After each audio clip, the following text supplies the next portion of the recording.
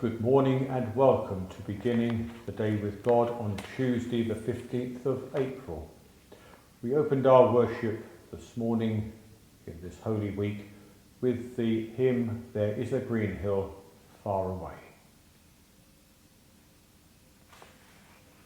Renew and strengthen us, eternal God, as we prepare for resurrection.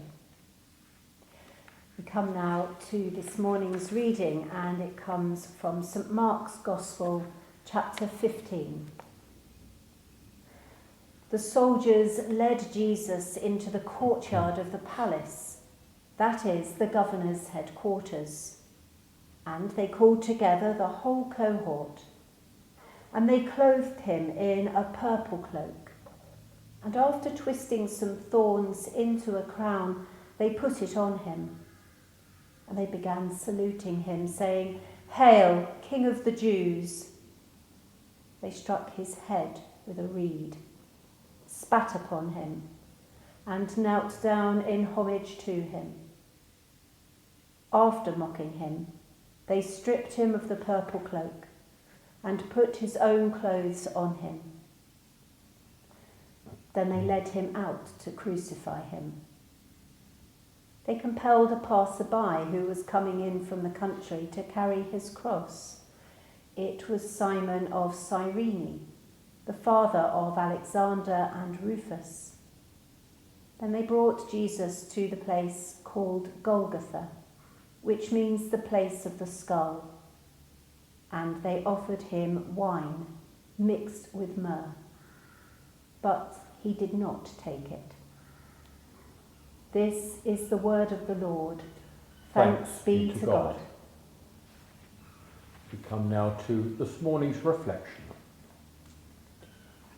For today's focus, as we look at the epic hero saga, we're going to look at how it depicts Christ's approach to the cross. We're used to seeing a beaten and bloody Christ falling and stumbling along a road, carrying a heavy beam or cross to his execution place, weakened by the flogging which he had received. This pulls on modern heartstrings and on our mindset of being historically and literally accurate about things to give them their full effect. A modern belief that only the factually accurate presentation is useful for understanding the things which happened. But this is not how it worked all those years ago.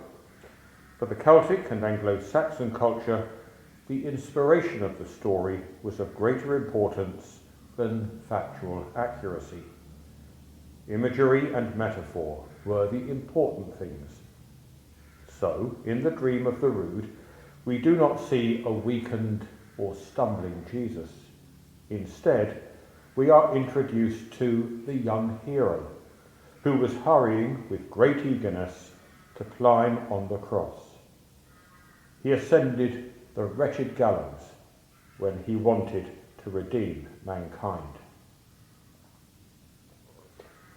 This depiction of Christ as a young hero bravely striding towards the battleground, what the cross is depicted as, sets our eyes firmly within the spiritual realms rather than the physical, which is exactly what this saga is all about. The spiritual battle of the work of the cross rather than the physical reality of what happened historically. In this way, we are drawn into metaphorical and allegorical scenes which describe the spiritual effect of the cross.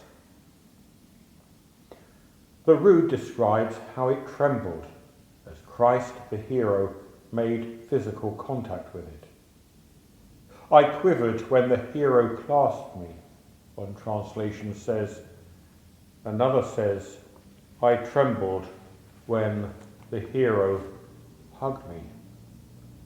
This reaction of the cross at the touch of its creator is wonderfully telling of the power believed to be in this act. The Rood goes on to say that it took some doing to stay standing at this point. But that is exactly what it did, as this was the powerful and mighty King, Christ, who it could not dishonour by falling. What we have in the first part of this poem is a vision of Christ as he may have been in his spirit rather than his body. Having drawn his resolve together in the Garden of Gethsemane, he came to the cross physically weakened by the ordeal he had been through, but spiritually strong, knowing what this meant to all people and all things in both directions of linear history. Christ is depicted here as ready for battle, eager to make the choice to go into this fight which would redeem humanity and reconcile all things back to the Creator. We are introduced to the brave hero king staring death in the face without a flinching heart. Amen. And so, taking this into account, we come to this morning's contemplation. Spend time today thinking upon the idea of Christ approaching the cross in eagerness, wanting to save humanity and restore all things back to the Creator.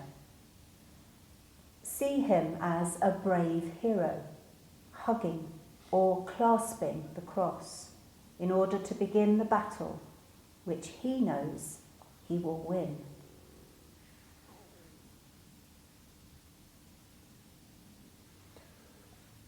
We join together now in the Lord's Prayer, saying, Our Father, who art in heaven, hallowed be thy name. Thy kingdom come, thy will be done, on earth as it is in heaven. Give us this day our daily bread, and forgive us our trespasses, as we forgive those who trespass against us.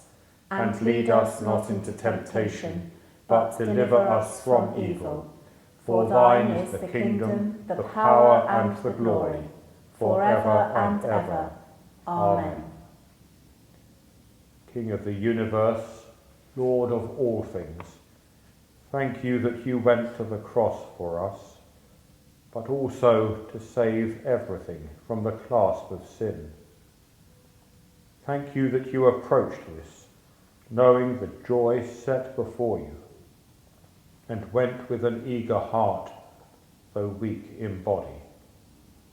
Raise my spirit to step into the trials I face with that same heart. Amen. Renew and strengthen us, eternal God, as we prepare for resurrection. Amen.